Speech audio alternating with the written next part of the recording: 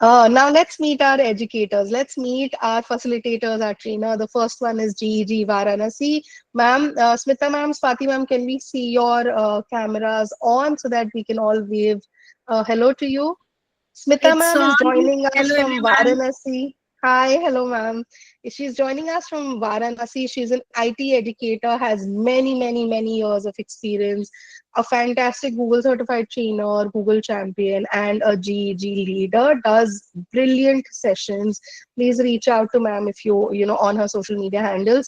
Ma'am, when you start your sessions in your group two, both for you and Swati ma'am, do share your YouTube links, I've LinkedIn already profile, all shared, that ma'am. is Will there. do.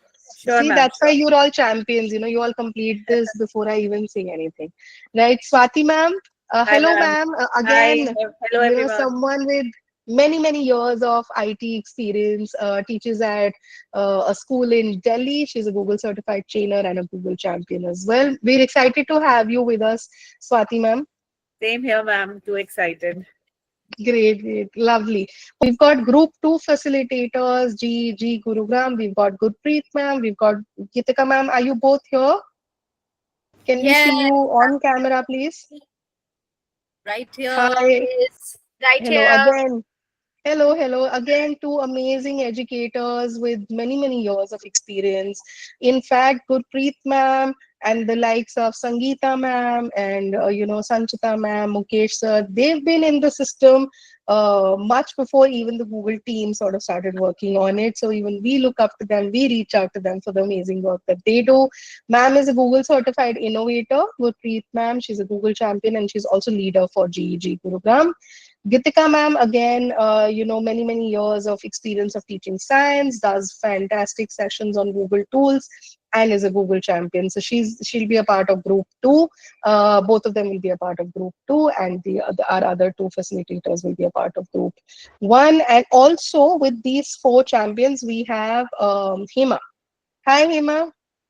Again, a Hi champion Sonia. with us with teaching math, with many years of teaching math experience in classroom, and now a part of the Google Champions group, right? Okay, great. Gurpreet ma'am and Gitika ma'am have also left their LinkedIn profile here. You can do the same here, Hema, if you're comfortable. Gurpreet ma'am, also share the YouTube channel as and when you're ready, so Absolutely. that We'll do that Yes, at the I'm end. sharing. That I'm will sharing follow. that. And then we'll also upload the link for the yes, session today. yes, So yes, we'll do yes, that at please. the end of the session. Don't worry. Great. Oh, that's lovely. One Great. Let's step go on at to the a next slide, time. please. One step at a time. Yes. I don't want to overwhelm everybody. All right, let's go on to the next slide, please. All right, so our session today will be conducted by Gurpreet ma'am. Ma'am, over to you. I've taken 30 minutes already, so I've taken a lot of your time. Please go ahead. All the best, everyone. Great. Thank you so much. And can we have a show of thumbs up or a Y in the chat window if you can hear me loud and clear and if you can see me somewhat, little bit? Oh, wonderful. Great. That's a wonderful audience. Great. And how excited you are for today's session. This is the beginning of your journey towards educator level 1 certification. We have been told you all are awesome educators with many years of experience. We're not here to teach you how to actually use the tools. As Sonia mentioned, we are here to make you get prepared for this certification so that it's like, stream of water flowing and you flow through the certification like that. Great. That's very encouraging to note that everyone is excited and is looking forward. Let's go forward to the next slide, Hema. Okay. So what are we going to look at today? We are absolutely exploring the global GFE communities, which is the Global for Education communities. We are going to look at an overview of Google Workspace for Education tools, and we'll be diving deep into the digital citizenship part of it, and then, of course, Google Drive. And let me once again reiterate to all the educators, we are not going to teach you about the tools. Happy to help you if you have any questions around that. But what we are focusing here in the sessions is to make the journey of the certification easier for you. And that's what we are going to do, all of us together. So after I cover a topic, we are also going to show you some sample questions, and we want all of you to attempt those questions so that you can kind of see where you stand. We are not going to ask you openly whether you failed, whether you passed, nothing like that. So please rest assured on that. Just keep the answers in your mind. And when we show you the answer, just check whether you have got it right or not. Happy to answer any queries around that as to why this particular answer or why not. So I will be going through that process as well. So that's the agenda for today. Let's absolutely, Sonia very rightly said, this is a safe and brave space. Everyone, please feel free to ask as many questions as you want. Some of the people I am connected to from my past life. I've been an educator for 25 years and now an IT thought leader working with an IT corporate. So yes, I can see a lot of messages in my chat window saying, we know you, ma'am. Yes, we acknowledge you, all the educators. We also know you. Happy to be reconnected and looking forward to the session today. Let's move on, Hiva. Okay, so first and foremost, where do we get upskilled from? So this is a question which is asked very frequently, and I'm going to, kind of spend a little more time than required on this. So everyone here in the room, please pay attention. Google has its own learning platform where all the learning journeys, not necessarily only for Google for Education, but let's say you want to learn about digital marketing. Let's say you want to learn about cloud skills. Let's say you want to learn about IT administration. So all of these tools are available and all of these learnings are available under one platform, which is called the Skill Shop. So in short, Skill Shop is the learning platform offered by Google for any and everything that you need to know under the sun about Google tools, be it cloud technologies, be it YouTube, be it digital marketing, be it Google Analytics, anything that you can think about. Of course, including our Google Workspace Essentials programs as well. So all of these are available here. Let's move forward. So I've already talked about this. It's a central hub. You can access wide range of training courses. Let's go ahead. The best part of this platform, as Sonia said, these are resources which are available free of cost to everyone. I'm again reiterating what Sonia said in the beginning. All these learning materials are available to you free of cost. The only thing that is charged is the certification. For that also you are covered. This particular cohort, all the awesome educators joining in the sessions here, if you have 80% attendance and you get 80% score in your mock exams, you are getting the voucher anyway, and you can access this exam also free of cost. So free access. Of course, the second best part, which is my favorite, because I am a self-paced learner, I am a self-motivated learner, and I'm sure all educators are like that, because challenges are thrown at us, sometimes by students, sometimes by our managements, sometimes by our own peers, and we take up the challenges very happily. And the best part is self-paced learning. So there are modules that are available which you can explore in the comfort of your homes, 24 by 7, anytime that suits you. I don't know what is your learning time. My learning time normally is either early morning or late nights because I don't get any disturbances or any pings at that time. So that's my learning hour. I don't know what is yours. Let's hear it in the chat window. What is the learning opportunity or the time that you fix for yourself? I'm taking a pause here. Very quickly, I want to hear it in the chat window. Let's see it. Wonderful. Late night, late night. I knew it. Very early. Early morning. Absolutely. Thank you. Thank you, everyone. That's amazing. I'm happy to see that most of the people follow what I also follow. Gives me a lot of validation. Thank you. Thank you, everyone, for being on the same pace. Thank you so much.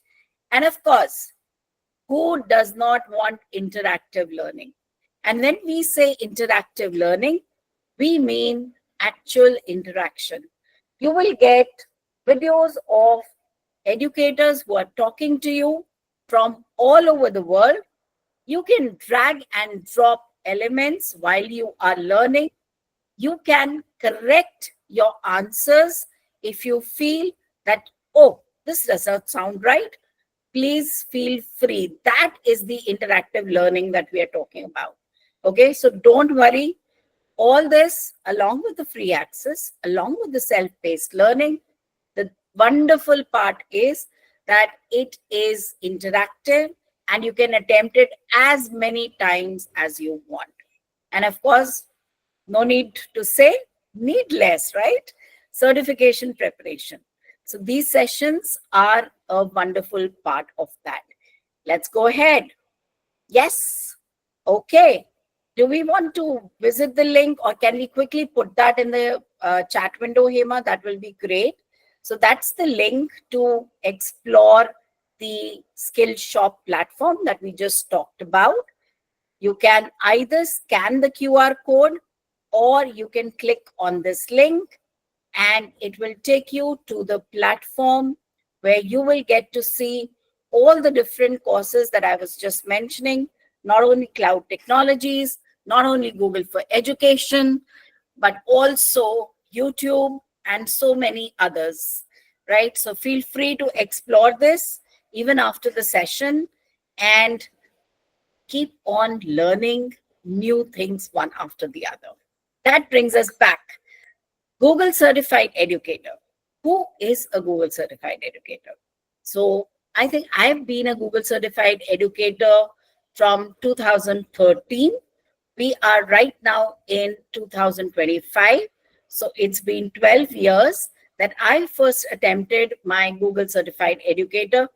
Believe me, the amount of change that I've seen in myself and people who have taken the exam, the maturity in the talk that comes when you have gone through the perspectives and learned about how other educators all over the world are utilizing these tools. Needless to say, all of us are experts, yet it becomes a different flavor when we get to know what the other person is also using it for. And that's also another reason for these sessions where we will be bringing you different perspectives about how a particular tool can be used, not only in the normal routine way, but something out of the blue, out of the box, which we keep thinking, what else is possible? As educators, that's something we are known for. So Google Certified Educator, who has passed the certification exam, and of course, they are verified for their ability to use all Google products, including Google Drive, Classroom, YouTube, Docs, Sheets, Gmail in a classroom setting, right? And so many others. I think we have so many other tools that we will be talking about. One of my personal favorites, Keep. I don't know how many of you use it, but we'll take it one step at a time. So that's the Google Certified Educator for you. Let's move on, Hema. What is in it for you? The first and the foremost question, why should I be doing it? Right? Recognition is one thing. I think every one of us craves that recognition, whether within the family, within the job, outside, on LinkedIn. We see so many people sharing that we have attained this particular certification. I keep sharing in my institute as well, because I lead the L&D there as well. I keep sharing in the last 3 years since I've joined this new organization, I have done almost 20 certifications. Ah ha ha. Yes, yes, yes. That's the amazing part of it. And Sonia has very smartly put in one fun fact there. All your trainers went through GCE Level 1 exam again just before this boot camp to ensure that we don't miss any element of the exam for all of you. Yes, Sonia, very rightly, because that's how the journey is, right? We are here to talk to you about how you can be successful in this journey. And believe me, we are not going to leave any stone unturned for that, right? Great. And of course, after recognition comes the next part, which is demonstrating proficiency. As I said, I have seen all my colleagues, all my trainees, all my mentors also undergoing a change once we undergo this journey of self-paced learning on Skillshop. Because the perspective that the other educators brought to our vision was amazing, right? So you can advance in your professional development while you are also validating your own proficiency with tools. And all of you will agree that Google is Google. Knowing Google, there are so many changes that come up, even when we are sometimes, delivering the trainings and we see, oh, yesterday it was not like this, but today we see a new feature. So yes, proficiency with all of these new things that keep coming up is also something that we all enjoy as educators. So that's the second benefit. And of course, the larger goal, empower educators and students.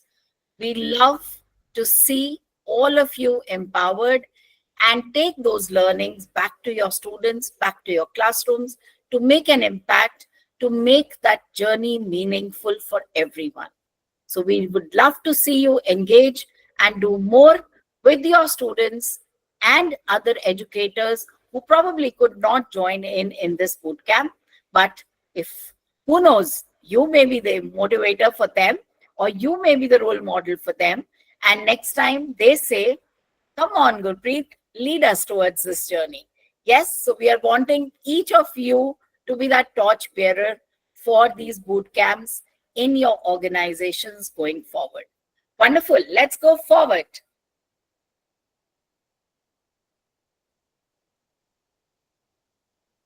Okay. So the first step is the GCE Level 1 exam. As we said, there are 2 levels. The boot camp that we are currently presenting is for Level 1. Once you clear the Level 1, you can voluntarily take in Level 2, and a similar boot camp will be organized for that. Once this particular whole journey is through, you will be part of that if you so desire, and we will have a similar boot camp for Level 2. So the journey says Level 1, Level 2, and then trainer, and then, of course, champion, innovator, whatever you want to be, right? Leader, whatever you want to be. But yeah, these 3 steps are linked. Level 1, Level 2 is the basic requirement for being the trainer and the further journeys. Let's go forward, Riva.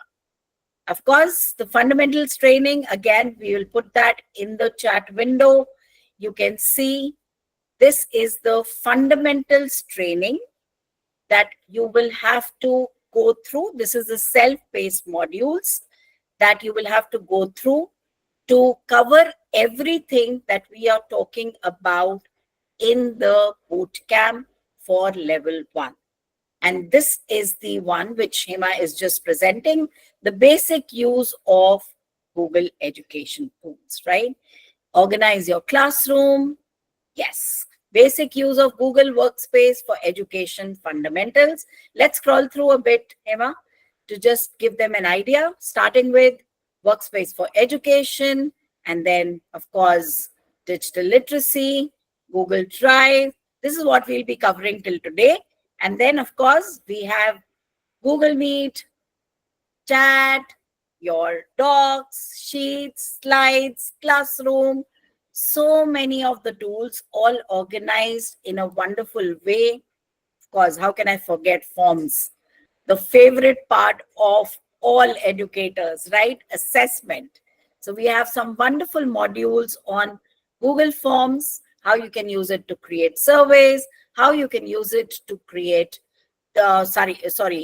exams, and also gather data. And that's not all. You can also use Google Forms or the branching in Google Forms to make personalized forms. Yeah. So that's something that we'll all be learning. And that's all that is covered in this boot camp. Of course, we will have different sessions for that. Don't get overwhelmed. All of this is not being talked about today. Today, we are just touching on digital literacy and digital citizenship as the first important topic, and then a little bit about Google Drive. Great. So that brings us to the first topic of the day, which is digital citizenship. Let's hear it in the chat window. I'm sure all of us are familiar with this word, right? We all know what digital citizenship is all about. But can you all put one word in the chat window that immediately comes to your mind when anyone says digital citizenship? Just one word only. Yes, wonderful, Piali ma'am. That's the same for me as well. Respect, amazing, amazing. Pratik says ethics, wonderful, wonderful. Ethicals, yes. Responsible. Identity, wonderful. Wonderful. Utilizing technology responsibly. See, one thing is responsibility, but utilizing technology responsibly. Wonderful, wonderful. Knowledge, of course. Digital life. How can we forget that? Yes, safe. Absolutely. Absolutely. Using digital tools. Online safety. Wonderful. Thank you so much. Thank you so much. Neha ma'am says AI as well. Okay, great, Neha ma'am. That's bringing another perspective. And that's why I say all these sessions are amazing, because we get to hear so many other perspectives. Internet manners. Amazing, Kajal ma'am. I would say netiquettes, right? So what are those etiquettes? Yes, Monica ma'am. Let's have a round of applause for now, Monica ma'am. Netiquettes is the word that I was going to mention. So just like we were taught when we were toddlers or when we were growing up, our parents taught us the etiquettes of social life. Similarly, digital citizenship is all about the etiquettes that we all should be following on the internet. And that's why it's called netiquettes, right? So how do we behave responsibly? How do we behave ethically? How do we behave so that everyone feels that it's a safe space? I always say, Rabindranath Tagore ji had said, where the mind is without fear and the head is held high, where knowledge is free. And I always want internet also to be that source of wisdom for all of us. Knowledge is free, of course, but I want that everyone should feel free and safe in this digital environment as well. And that's why, as educators, I think it's one of our moral responsibilities as well to make our students aware about digital citizenship. So we will be talking about responsible ethical, and safe use of technology on the internet. Let's move forward. Four key aspects of digital citizenship. As you all have already mentioned it in the chat window, you all are awesome people and you're already aware of it. Educators are always awesome, but let's reiterate. First part, digital literacy, simply means understanding how to use technology effectively and critically, and also evaluate information found online. Let me give you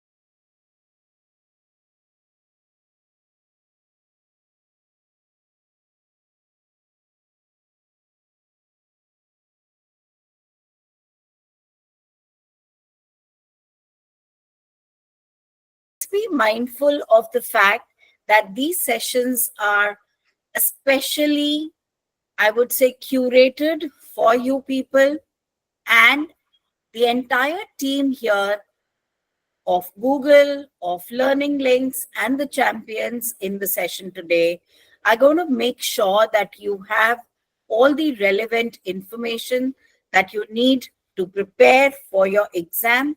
So no need to get worried on that end at all. The sessions are being recorded. They'll be shared with you.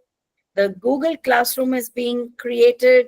You will get access to that, where all these presentations and assessments and assignments will be uploaded. Need not worry on any of these things, right? Great. Let's move on.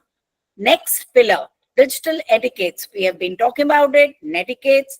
So communicating respectfully and appropriately online, respecting others' privacy, and following online rules and guidelines.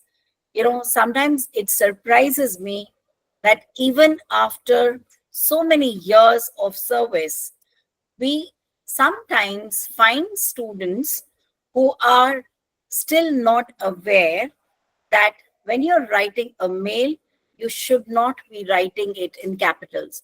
Writing in capitals is as akin to shouting. So in physical world, if I shout at somebody, it's considered wrong practice. Similarly, in the digital world, if I am writing in capitals, it means I'm shouting at that person. Also, students these days, they have a habit of writing question mark, question mark, question mark, question mark. According to your digital etiquettes, again, this is same as if you are questioning the authority of the other person. So let's be very, very careful about these practices. And this is what we are talking about, taking back to our educators and our students and our classrooms, so that the students that are coming up in the digital age, they are natives, of course. We are still adopters, but they are natives. Yet these finer lines or finer things have to yet take practice in their daily lives. So that's what we are trying to build with this particular module in the Google for Education group, right? Fourth pillar, online safety. Of course, I think I said enough when I started saying that Rabindranath Tagore's saying is still valid.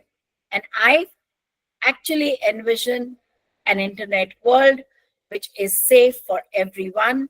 So protecting personal information, recognizing and avoiding online threats, and using strong passwords is something that is absolutely non-negotiable, right?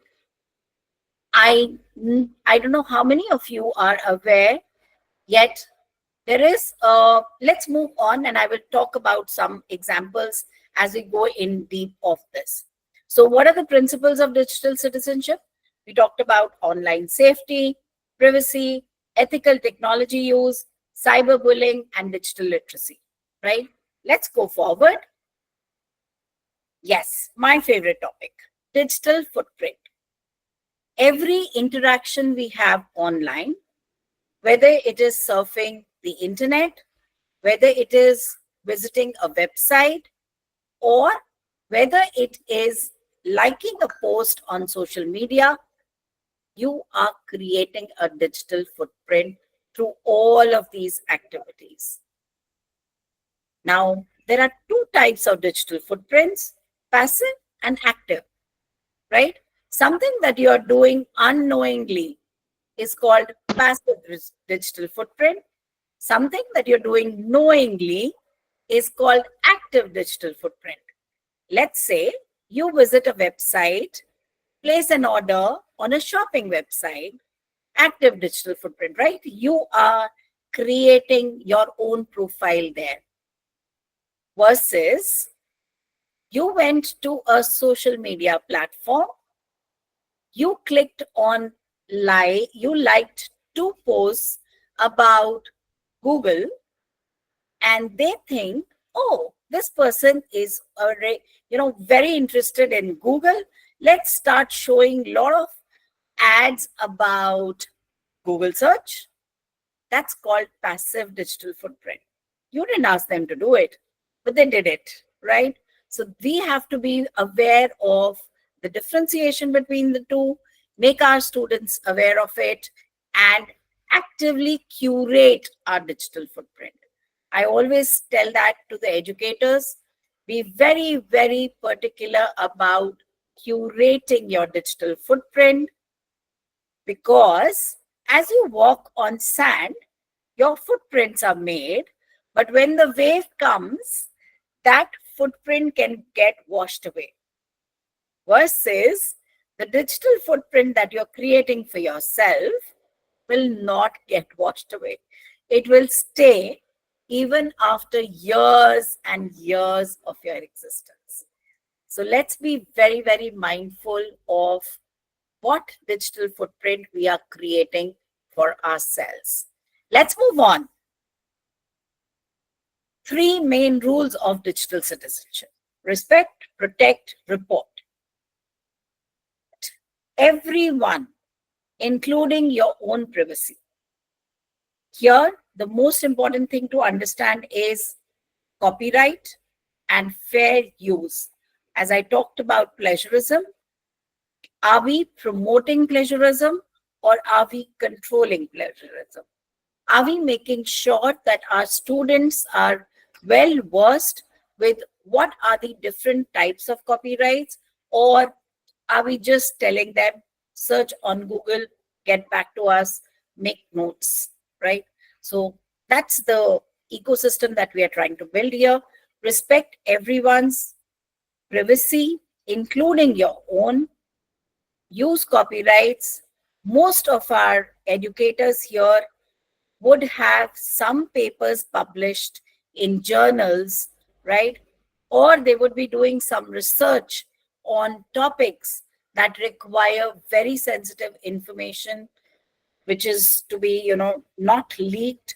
So in case somebody is not respecting your privacy and they are talking about these things in the open, your privacy is getting compromised. So let's be sure that we have all these things in place to take care of our own privacy and privacy of others. I see Gitika ma'am has raised her hand. Ma'am, please go ahead. Yes, ma'am. In the audience, there's one Savita ma'am is there, and she's asking you for one more example of active and passive footprint. So could you please elaborate on that? Absolutely, absolutely, Savita ma'am. Thank you for that question. And let me give you a very quick example of active and passive digital footprint. You go to Starbucks. I'm sure all of us love Starbucks. Just one coffee brand. I'm sure there are other coffee brands as well, which people like, but I've just named one random one. When you go to Starbucks and you place an order, they ask you for your personal details, right? You share your details, probably your birthday as well, probably your date of anniversary as well, and they would probably send you a birthday cake or an offer on your birth date, right? This is active digital footprint that you've created because you have visited their website and you have shared your information willingly with them. Savita ma'am, can I see a thumbs up if you have got this active digital footprint? Let's quickly see your thumbs up.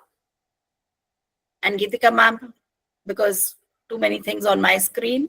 Wonderful. Yes, ma'am. Great. Yeah, she has Great. Wonderful. Now, versus an example where you went to a cyber cafe and you, or probably a co-working space, and you logged in to your email ID there. They had some mechanism of tracking who all have logged in to their Gmails probably on that particular day. So they make a note of it. Okay. Now, you didn't do anything.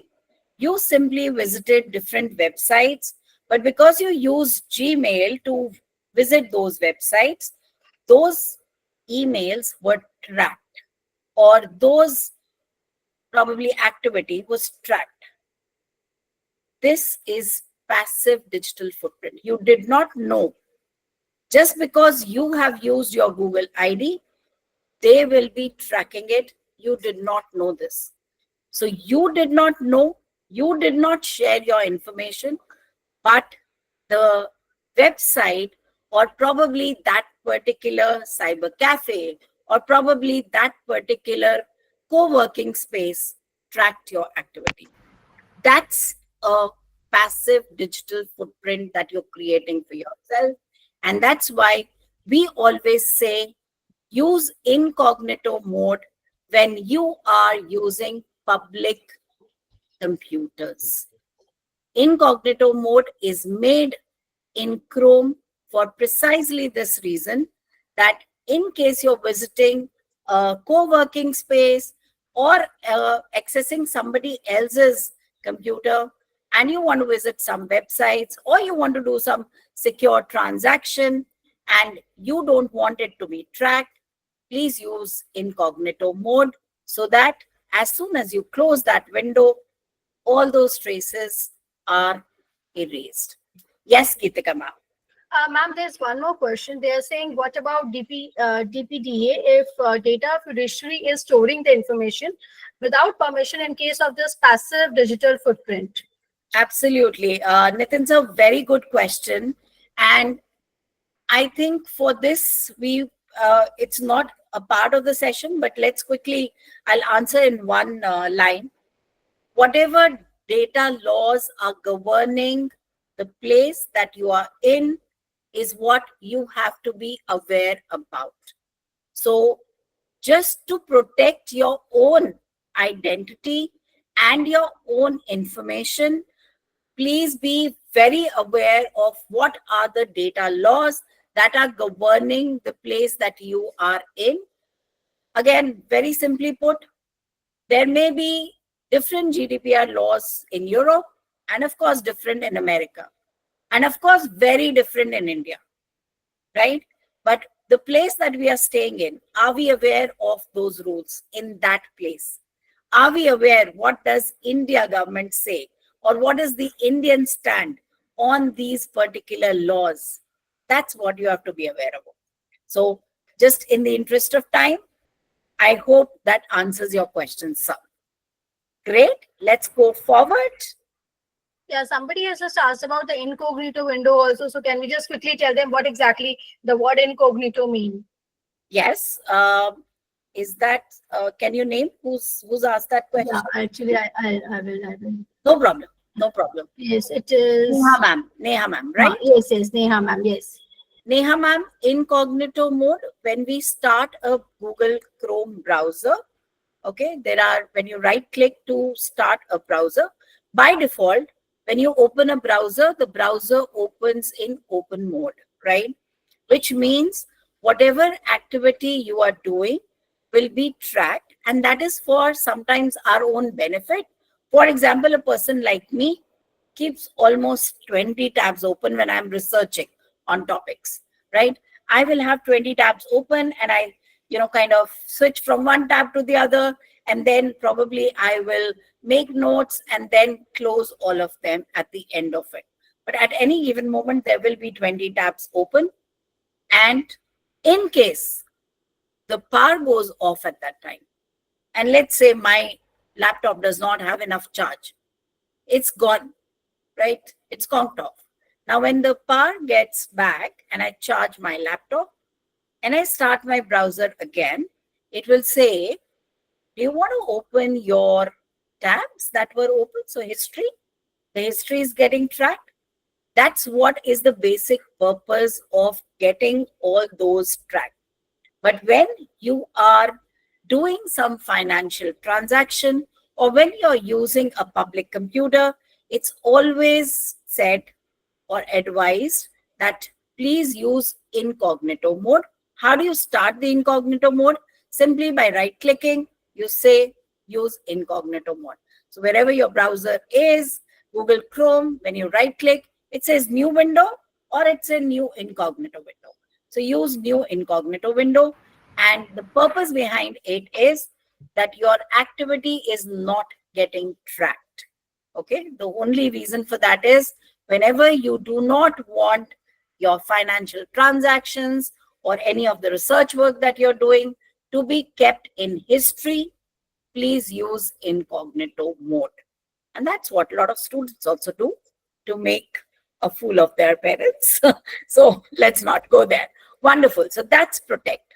And of course, the last part is report. Never afraid of cyberbullying. Never ever be afraid of cyberbullies or cyberbullying. Always save the evidences and report the incidents.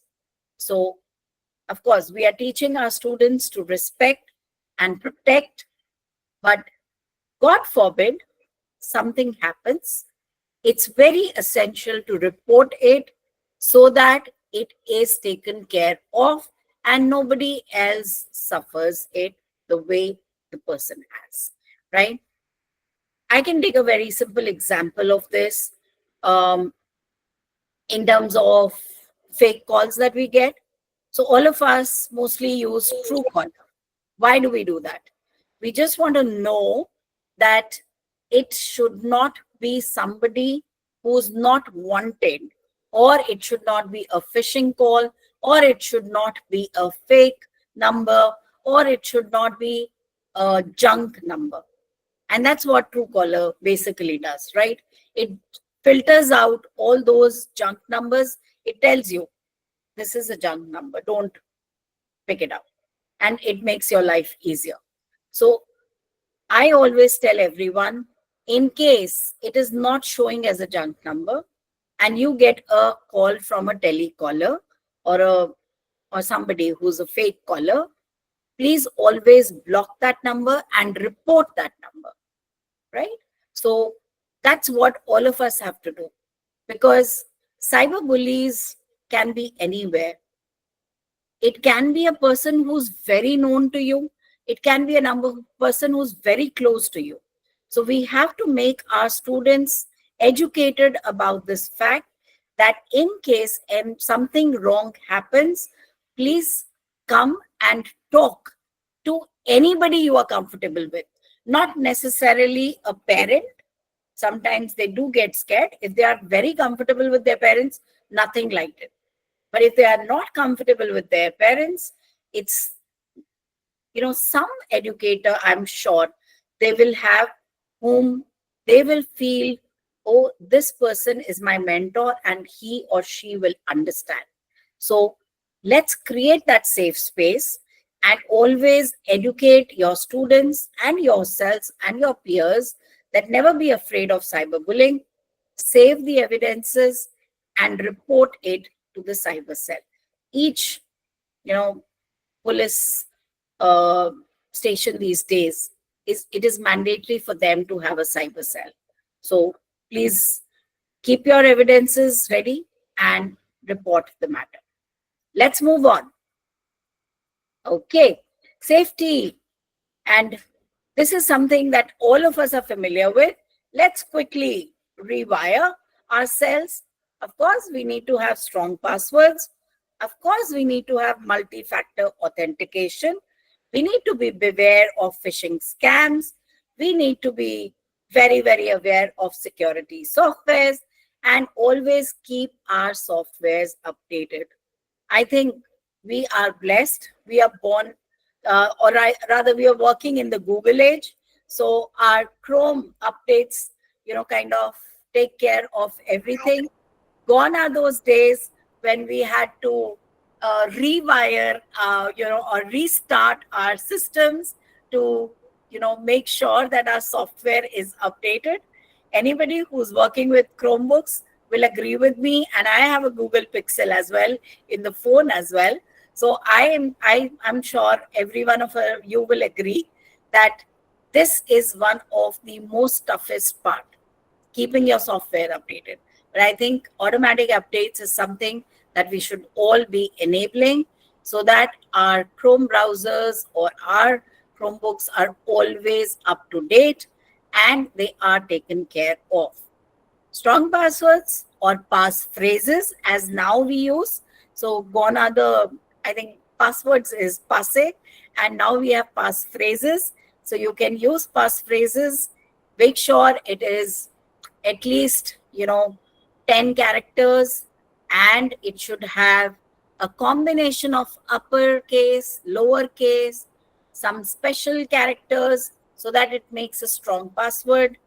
And of course, let's move on. I think this is talked about in the next slide as well, that always use unique passwords, right? Whenever I go and take these sessions with educators, I ask them, what is your biggest worry?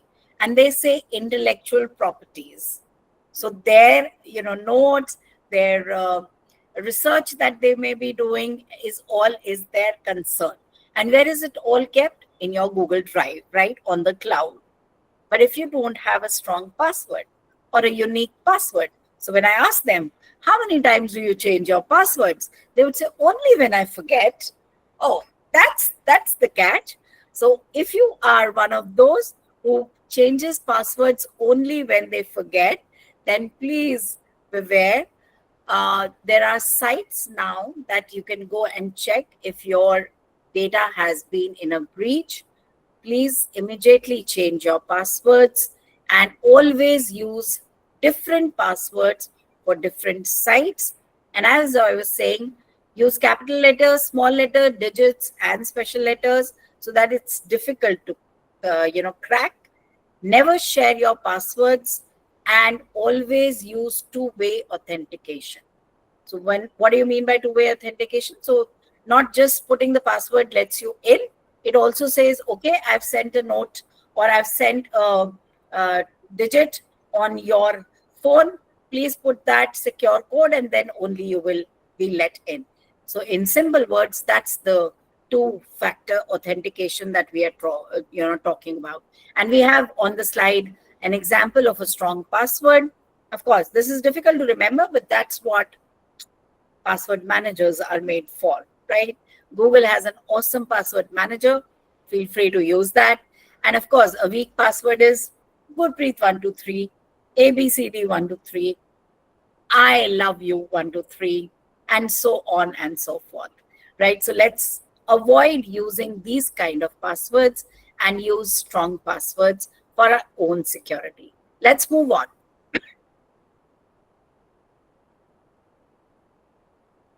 Hema, let's move on. Thank you. So that's all that we had to cover in digital citizenship. Let's quickly hear it in the chat window. There are the 7 points here on the slide. Managing your digital footprint, how to protect yourself with good, strong passwords, using two-step verification, understanding privacy settings, be able to spot a scam, behave properly online, and dealing with cyber bullies. Let's hear it in the chat window if all of these are clear. Let's say C in the chat window very quickly. C, yes, C, wonderful, great.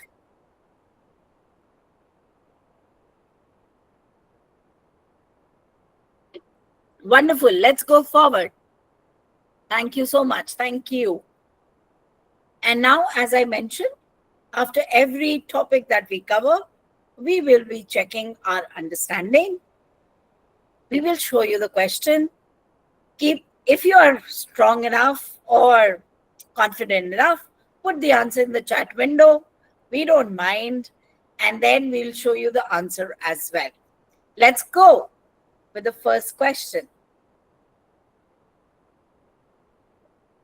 How does technology help cater to individual student needs? Now, educators, I would like to draw your attention to this question, because if you see, the question is very simple. But normally, all of us are used to, when it is an MCQ, we will pick only one option. But let's read this question carefully. It says, how does technology help cater to individual student needs? And then in bracket, it says, select all that apply. Whenever there is this text, select all that apply, it is an indication to you that there is more than one answer to it. So right now, here we see access to technology impacts learning more than teaching. Resources can be personalized for students. Teachers can write code that makes students behave better, and students can take ownership. Let's hear it in the chat window. If you're comfortable, please put your answers, and then we'll move on to and show you the answer. And we'll discuss it as well. Many of them have given the answer A, B, D. A, B, D. Yes. Wonderful. And that's the correct answer. A, B, and D. And let's see why C is not the answer. We are not telling you to code. Don't worry. We have educators not only from computer science, but other backgrounds as well in the call. And we don't worry, we are not going to make you code. Okay, so let's not worry you. So obviously, teachers can write code that makes students behave better is not actually the correct usage of technology. And that's why A, B, and D are the correct answers. This is by elimination. C is removed. Why A? Of course, we look for access to technology because it impacts learning more than teaching. It's not a gain of a teacher more, it's a gain of a student more. That's what this line is actually conveying. Let's go to the next question. Which of the following describes a digital classroom? And A again, place of learning. select all that apply. A So that place where students use more than technology to one, collaborate and communicate in right? authentic ways. Place where students A place where teachers are facilitators of learning, a place where students use technology to collaborate and communicate in authentic ways, a place where students have access to online resources that they can use to solve problems, and a place where every student is working alone on a device. Let's see. Most of them have given the answer A, B, C. Great. And I saw a few Ds, but I think that was one among rare. So obviously, A, B, C is the correct answer. We do not want people to just work alone on a device because that's not what a digital classroom actually looks like. We want people to learn collaboration and creativity as well. So D is not the correct answer. The rest of the three are correct. Let's go forward. When selecting a digital tool to integrate into your classroom, where should you start? And of course, no text this time. So there is only one answer. Let's hear it in the chat window. With the features of the app, with your learning objectives, with your technology acceptable use policy, or with a project in mind. Obviously, Mostly are giving B as the answer with your learning objectives. obviously, everyone knows this. Where to begin? With your learning objectives. Keep the objectives clear in mind and choose the tool wisely as per your objective. Absolutely. Let's have a round of applause for all the awesome educators. We've finished one complete topic. Great. Let's move on to the next topic. Oh, there's one more. Sorry. One benefit of augmenting a course textbook with digital resources is, again, just one correct answer. Costless, solves discipline issues, increases student engagement, reduces paper usage. They are giving C. Absolutely correct. C is the right answer.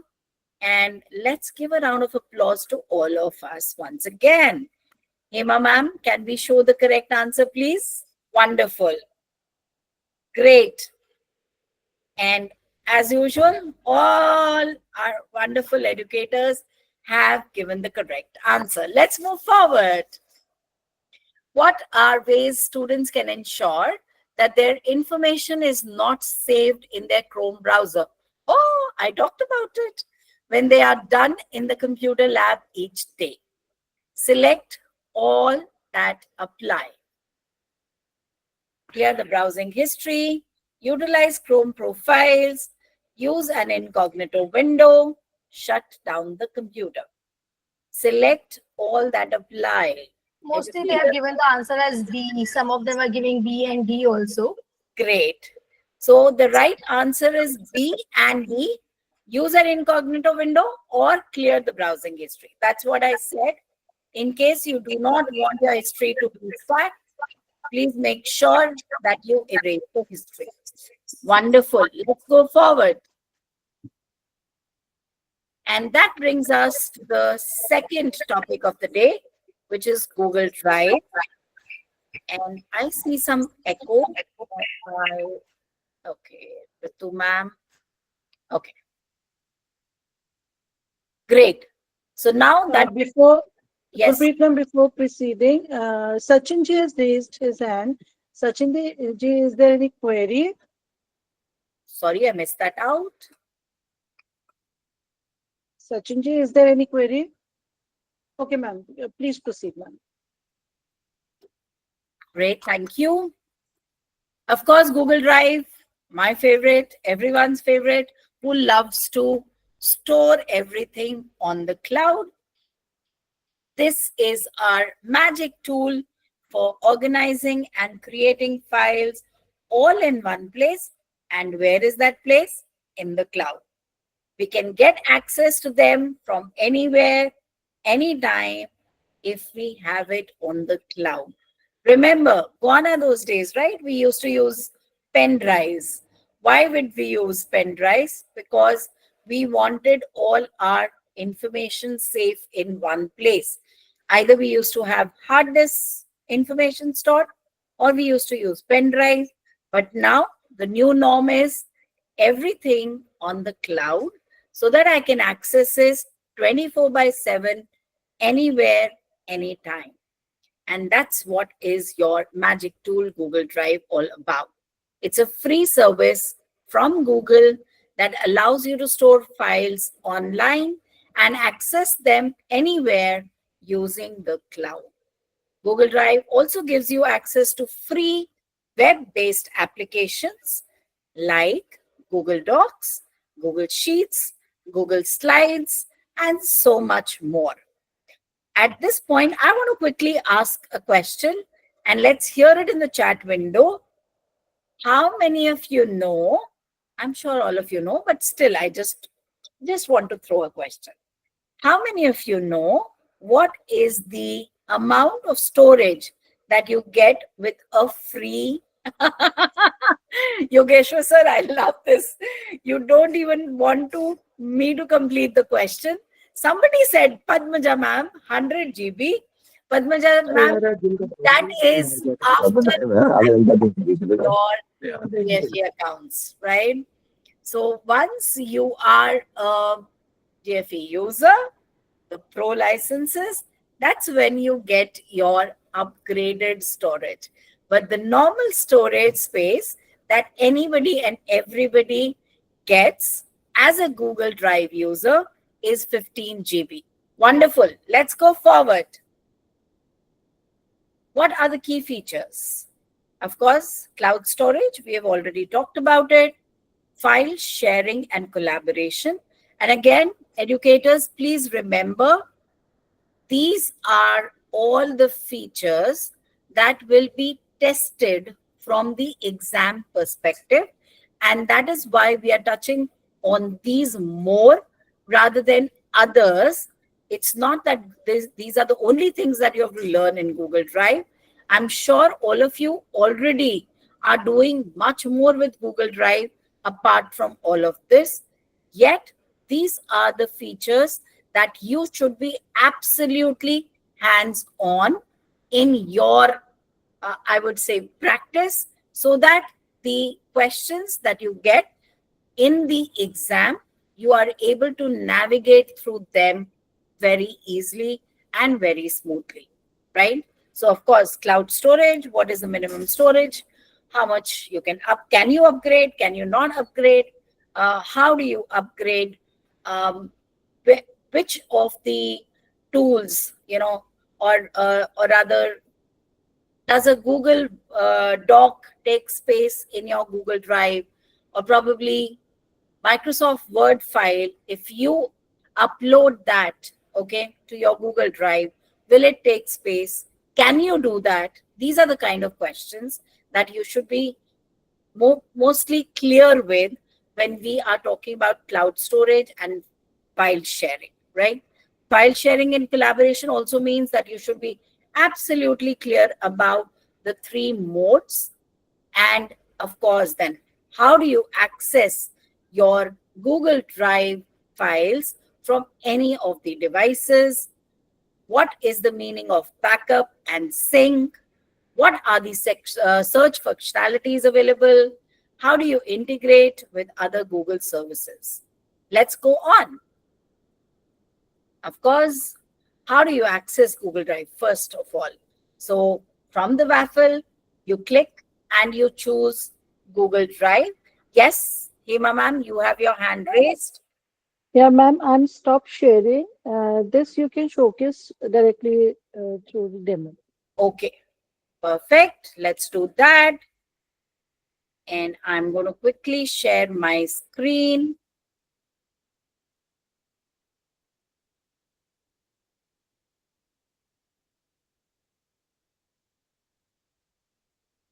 And let me know when my screen comes up, which should be now. Yes, we Yes? can see. Wonderful. Yes. Great. So let's quickly understand the different things in my Drive. Of course, first we were talking about how do you access Drive.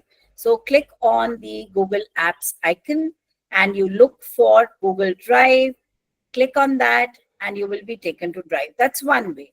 Second thing is you simply put drive.google.com in your browser and it takes you to your login page where you use your same Gmail ID, credentials, and you go forward with it, right? So that's the second way. Of course, the third way, do we have a third way? Yes, we have. Any Google tool you are in, you will see the waffle and you can simply click on that.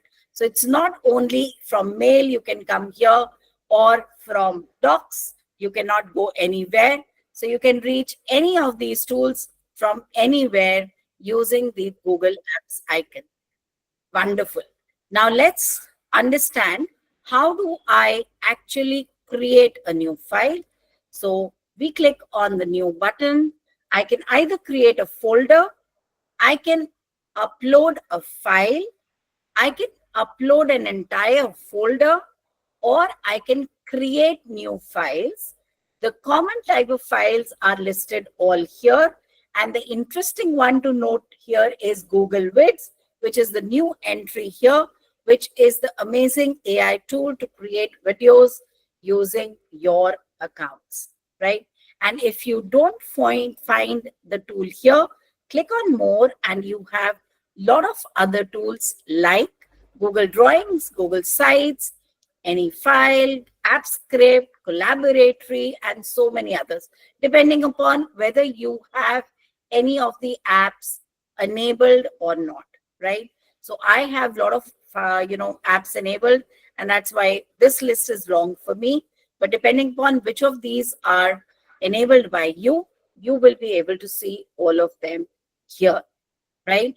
I'll take a pause here. If there are any questions, I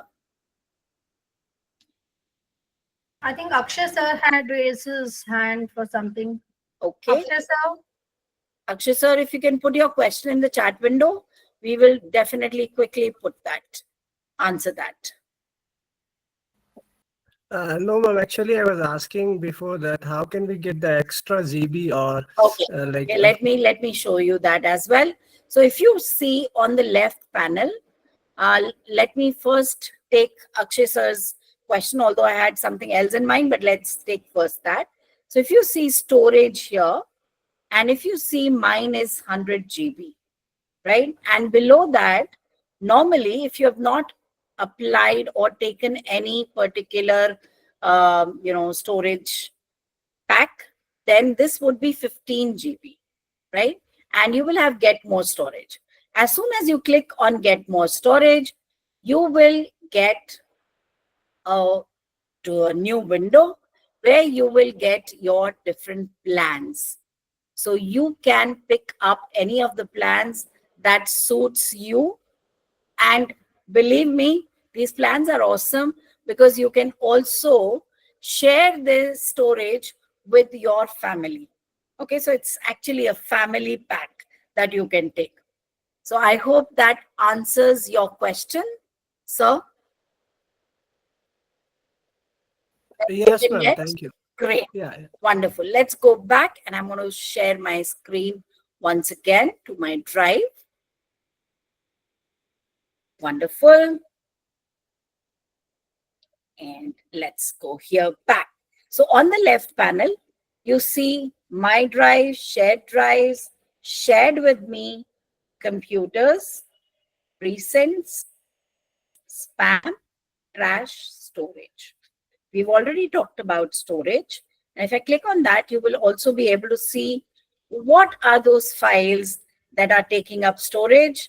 And in case you want to, kind of arrange them by type or by the date modified or the source, you can absolutely do that as well. Okay, so all of these aspects should be absolutely clear to you. Coming back, home is, of course, your home, where you get to see your drive in a snapshot. There are some suggested folders, depending on what work you've been doing of late, very frequently. These will be upcoming here. Okay. The files that you've currently worked on or you have recently worked on, you will see all of them. And on the top is the star, Ask Gemini. So if you have noticed, Gemini is now integrated into all your Google tools. I expect at least few questions around this as well in the exam. So you can, from any of the tools, click on this and start using Gemini from within your tool, right? So we can do that as well. Going forward, we have My Drive. When I click on My Drive, it will show all the files that are there in My Drive. And I can see this in two views. I have a question, ma'am. Yes, please. Sorry to interrupt you. No problem. Ma'am, when you click on the new button, Mhm. you had a lot of options apart from what we have. So how have you got those apps in there or tools in Which there? are the extra options that you see, ma'am? Let me first check. Yeah. Which is one, probably? Ma'am, when you click on new, you have Google Sheet Yeah, and so all basic slides and options, but you everything have will- many more. Yes, sheets and slides. How did you do that? Good question. Sheets and slides and docs will be there for everyone, including Google Forms as well. The others are the ones, as I mentioned, these are extra apps that I have given or I have added to my Google Drive. Okay. So there is a Chrome store where you can add more apps to your drive. And that's where all these extra that you see, because I use Google Colab a lot for Python files. So that's how you see a lot of these extra apps in my list. Okay. Okay, ma'am. Understood. And I think that will be covered in one of the topics in your level 2. Okay. So don't worry on that. Okay, ma'am. Okay. Great. Next. So of course, My Drive, I was saying there are two views. You can either see the folder view. Okay. Or you can see the list view. So the list view is where you will see details of all the files and folders. And the grid view is where you will see them arranged as folders and then followed by files. So I have a lot of folders, don't get worried. But on the top will be all folders and then all files. So those are the two views for it. And then shared drives is in case you have sharing a drive with somebody where teams collaborate. So those are called shared drives. Then in case you have any computers where you are automatically syncing to. Now, what do I mean by that? I hope all of you know that Google Drive is available for offline editing as well, right? In case you have enabled offline editing and you have enabled automatically sync with your laptop or the computer that you use, then you will see that computer here. I have not enabled right now in this machine, so I don't see that. But on my personal machine, I will have this enabled. And I'll quickly show you where we do that also in a minute. Next is shared with me. These will be files that are created by other people but shared with you. So that means that let's say Hema ma'am created a file and she shared with me, adding me as a collaborator, then that's what will be showed in this particular drive. Okay. So as you can see, these are all files that other people have created and are shared with me. Okay. These are not my own documents. And then, of course, Gurpreet ma'am, if yes. I don't know whether I am not able to see any movement on your screen. Yeah, we are not able to see any movement on your screen. If you have clicked shared with me, Yes, I have. no, we are not able to see. We Let are stuck there on me start. It's share once resharing. again. Don't worry. Let me share Yeah, once again. sure. And let me know once it will. And now I will move and tell me if you are able to see. So I'm now clicking on shared with me. Yes, yes, yes. Now we Yes. can see. Perfect. Perfect. So this is what shared with me is all about. Somebody else has, Hema ma'am has created this and she has shared it with me. So they are not owned by me, but they are owned by somebody else, but in my drive for easy access because they have made me as a collaborator. Next is recent, where I will see all the files that I've recently been working on, right? Of course, Start is my favorite. I use it for easy access to anything and everything that I need to use very frequently. So that's my hack, I would say.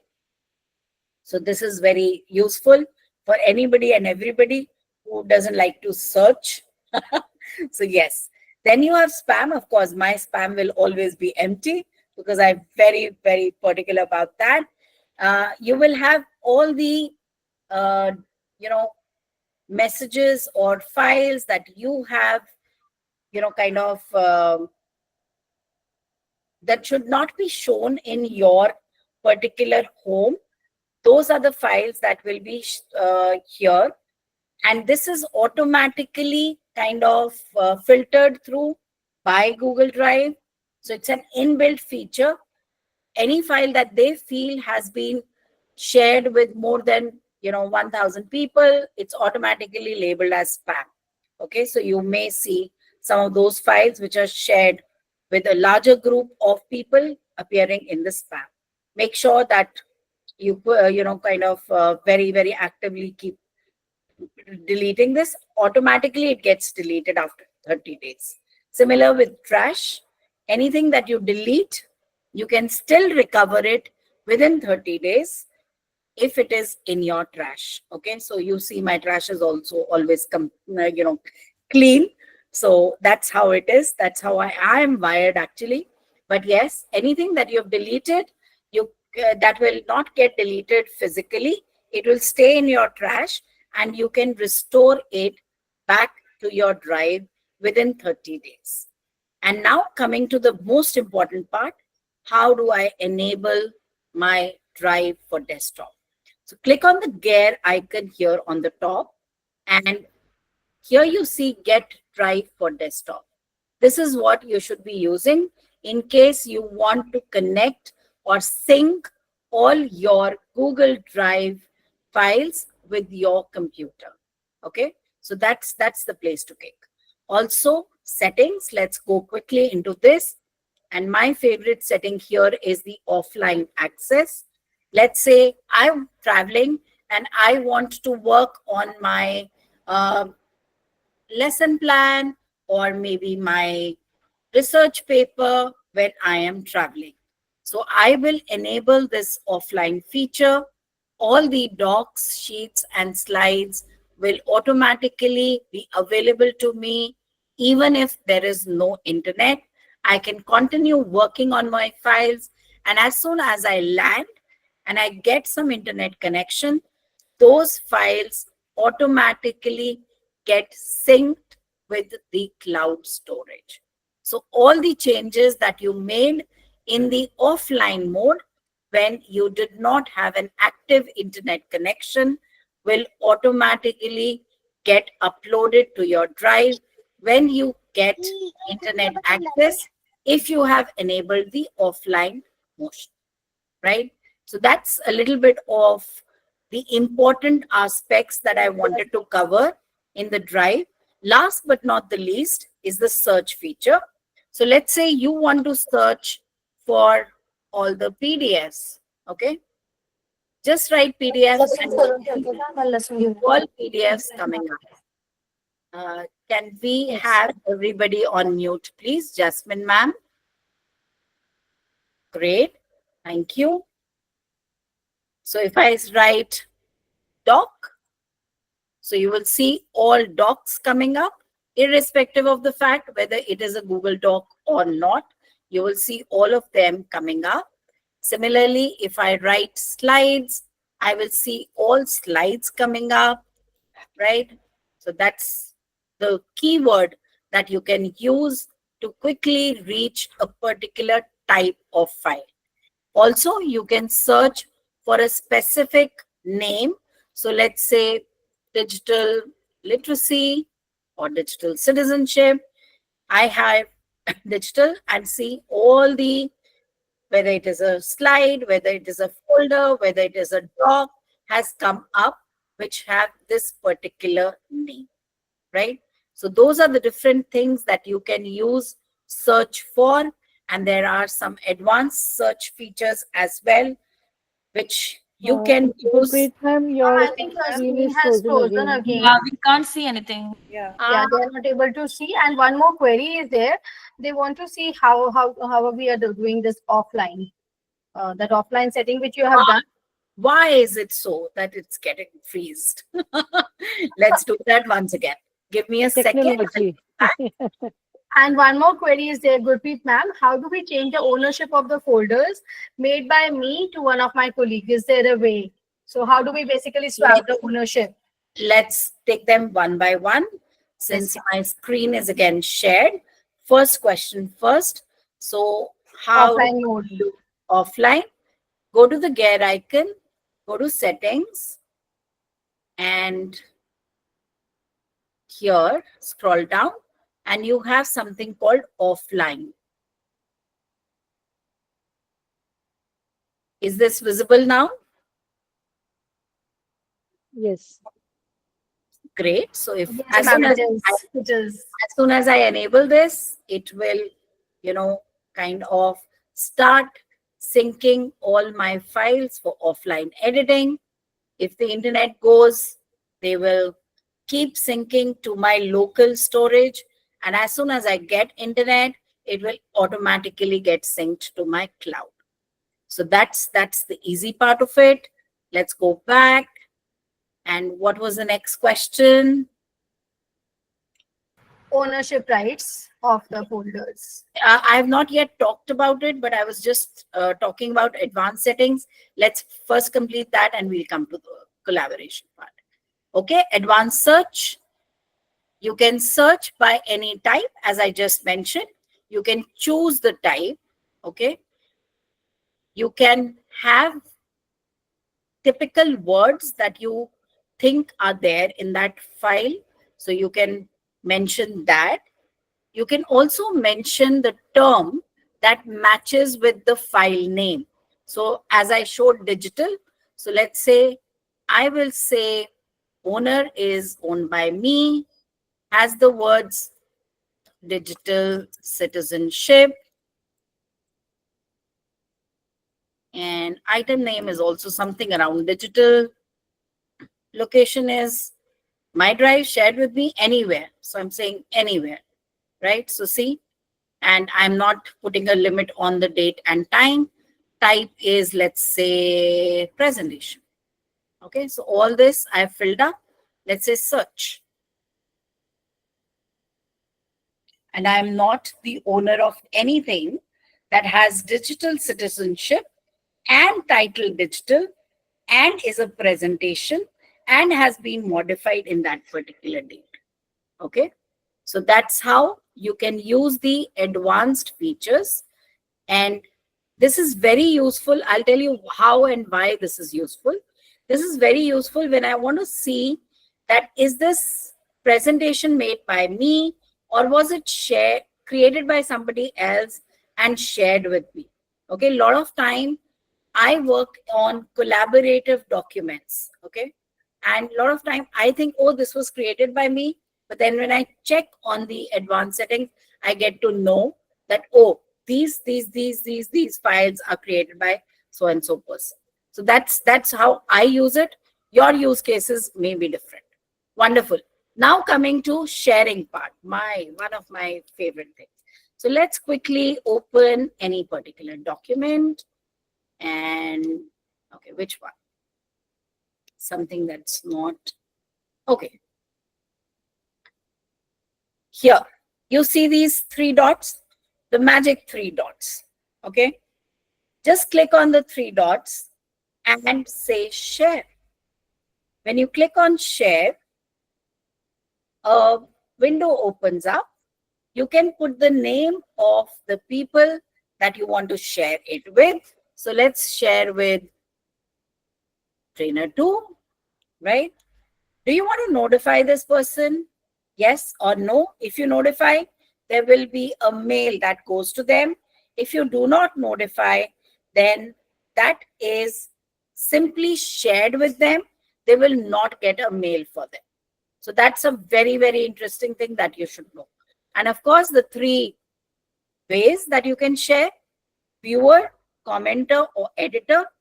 You will make anybody an editor when you want them to have full access to your file so that they can share it further with other people as well.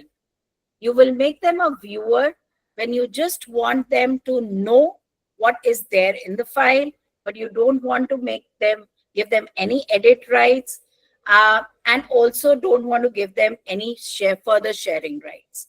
You will make them a commenter when you want them not to have the edit rights, maybe have viewer, of course have viewer rights, not maybe, of course have viewer rights, but also have the right to tell you certain things. Okay, so something like your head of the departments or maybe your deans, you would want to give the commenter right because they would want to go through a proposal that you're making for upcoming fest or anything, and you want them to go through the plan and give their comments. Is it good to go? Is it something that you don't you want some tweak around? So that kind of comments. So those are the 3 rights. I hope I've answered the question. Any other questions, I'm happy to answer them. And let me stop sharing as well. I think we've covered almost everything and we are back on time. Okay, any questions?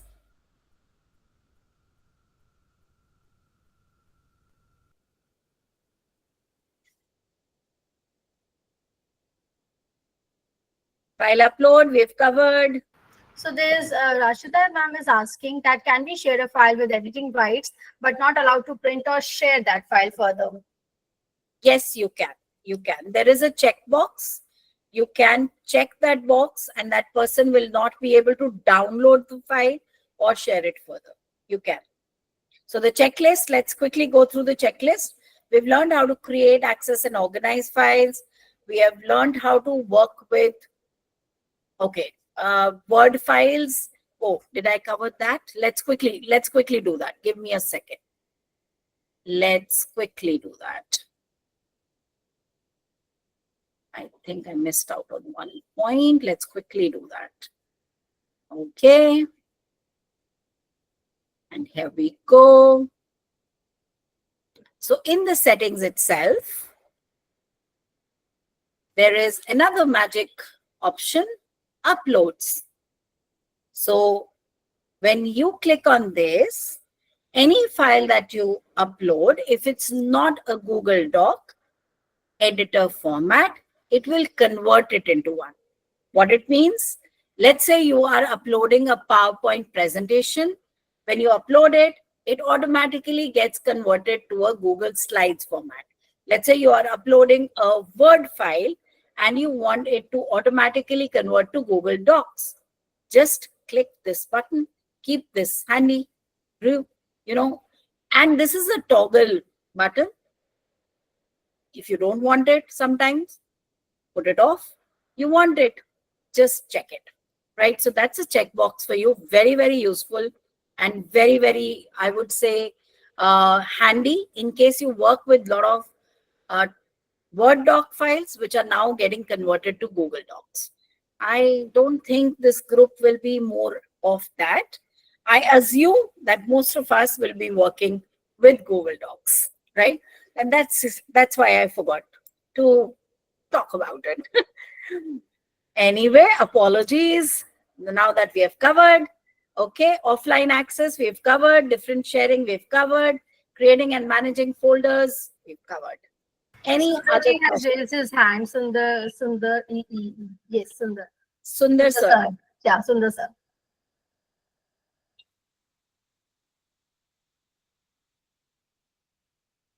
Sundar sir, do you have, okay, he's lowered his hand. Jasmine ma'am, do you have any question? We have three options. We can give editing option. We can give Commenting just or yes, viewing? commenting and just viewing. So you cannot transfer ownership. Matlab, if the file is made by you, you cannot transfer the ownership, right? You can transfer ownership, but that's a different setting altogether. When you are creating the file, you can't transfer ownership. Okay, but that's a totally different setting. When and Hema ma'am, please correct me. What is the latest on that? I have not used it for a long time. Right. Okay. Ma'am, I can help So- with that if you want. Yes. Yes, please. Within the domain, ownership can be transferred. Once your file is created, you're the owner. If you go on the three dots or the snowman, you'll have that option of transferring ownership. Like the point from where you share access, let's say Gurpreet ma'am and I are in the same organization and she is an editor or a viewer. If you click on that option of settings, you'll see down below there's an option to transfer ownership. So that is possible, but within the domain. So that Okay. means personal, files share transferring is not possible. Let's say you're all in the same domain of your own school, you can transfer the ownership to another person of your school. And this is, of course, very handy. Thank you so much for that question, ma'am. Because when, let's say, one person is stepping down or the other person is taking responsibility of a particular role, then it becomes very, very important for this. So thank you so much for bringing that question up, Jasmine ma'am.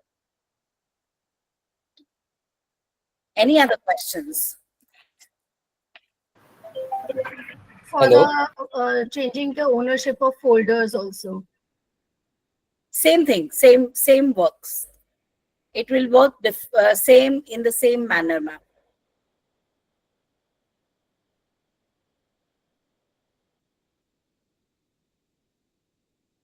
Vyali ma'am says, can we share a file, same file with two different people with two different rights? Of course, absolutely, ma'am, you can.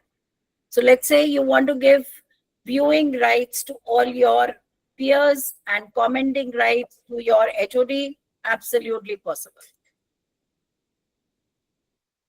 Ma'am, let's take MCQs first, and towards the end, we will be there for 5-10 minutes. We can pick up all the queries there. Wonderful. Let's go for the MCQs. Yes. Sharing a file within a folder allows users to see all content in the folder in which it is stored. True or false?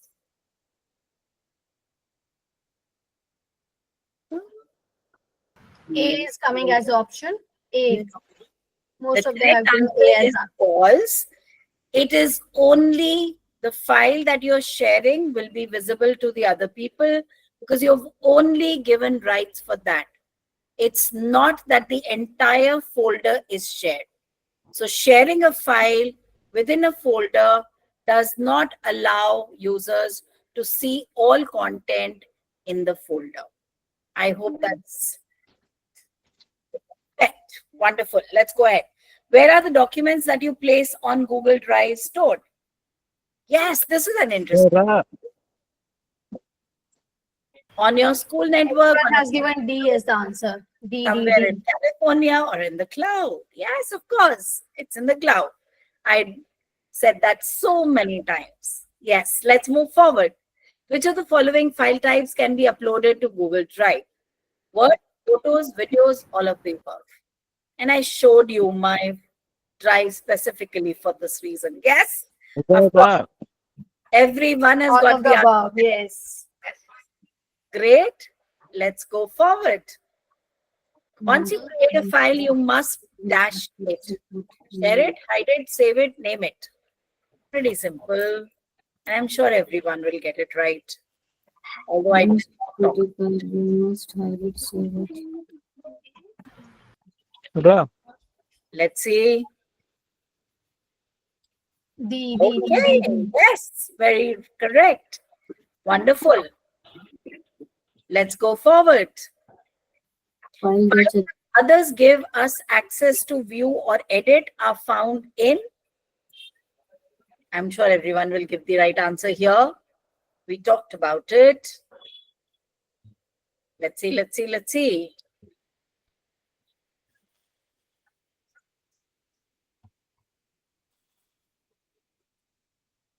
Answering Oh, A. they are giving B. B as the answer. Shared with me.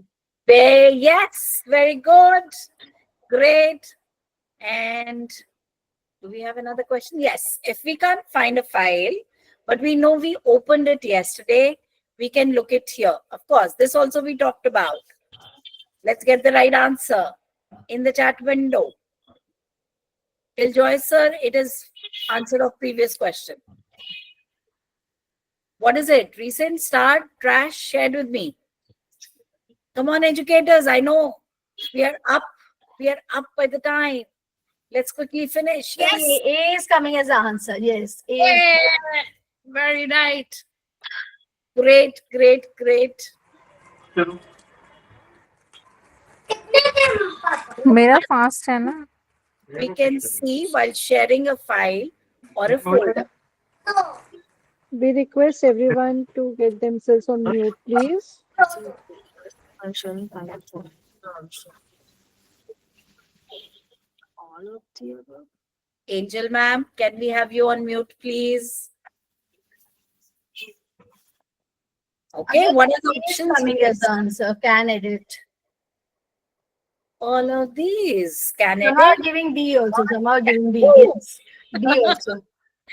Wonderful. Great. Moving files to the trash will permanently delete them. We talked about this. True or false? True or false? Let's hear it quickly.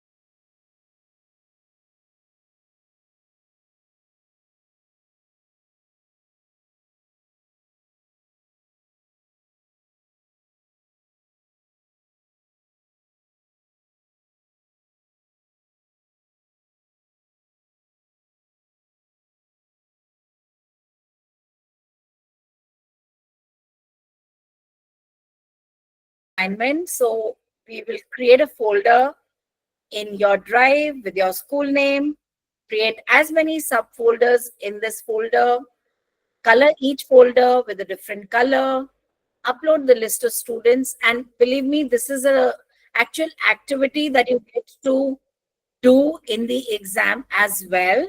So a lot of times something or the other of these tasks is part of a question. So please do all these activities yourself and try it out. I'm sure all of you already know all this. It's just a revision. Just a revision so that we are prepared well for our exam. Yes? Great.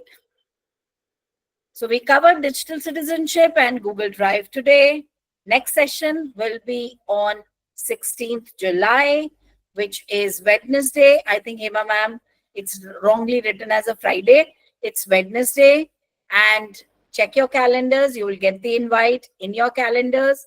We will be covering docs and slides, and our awesome educator Geetika ma'am will be taking that session for you.